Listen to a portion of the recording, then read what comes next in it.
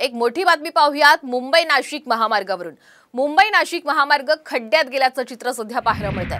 2 तासांचं अंतर कापण्यासाठी चक्क 6 तास खोळंबा झाल्याचंही समोर आलेलं आहे। यामध्ये रुग्णवाहिकांसह अत्यावश्यक सेवेच्या वाहनांचा सुद्धा खोळंबा झालेला आहे। तर बसेसमधून प्रवास करताना महिला, वृद्ध, मुलांचे अतोनात हाल होत आहेत। तर खड्ड्यांमुळे अनेक वाहनांचं नुकसान सुद्धा होत आहे। इंधनाचा देखील अपव्यय होत असल्यामुळे वाहन चालकांना आर्थिक नुकसान सहन करावं लागतंय।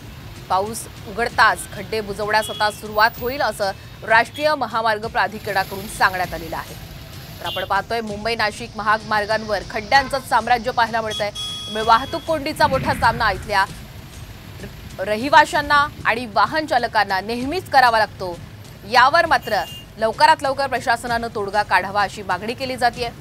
चक्क 6 तास खोळंबा झाल्याचंही आता समोर आलेलं आहे। यामध्ये अनेक रुग्णवाहिका असतात, अत्यावश्यक सेवेच्या वाहनांचा सुद्धा यामध्ये समावेश असतो। मात्र या ट्रॅफिक जॅम मध्ये सगळाच खोळंबा झाल्याचं आपण पाहू शकतो। या भागात बसेसनं प्रवास करणारे अनेक प्रवासीही असतात, मात्र त्यांना सुद्धा तासनतास ट्रॅफिक जॅम मध्येच राहावं लागतं। अधिकचे अपडेट घेऊयात आमचे प्रतिनिधी विकास काटे यांच्याकडनं। विकास, आता मुंबई नाशिक महामार्गांमध्ये खड्ड्यांचं साम्राज्य पाहायला मिळतंय। कशा प्रकारे प्राधिकरणाकडून अजूनही पावलं उचलली गेलेली नाहीये? ठाणे ते नाशिक हा जो काही रस्ता आहे, या ठिकाणी रोजच जे काही प्रवासी प्रवास करतात त्यांना याचा त्रास सहन करावा लागतो। काल देखील दिवसभर अशाच प्रकारचा त्रास सहन करावा लागला होता, रात्री देखील असा त्रास सहन करावा लागला होता।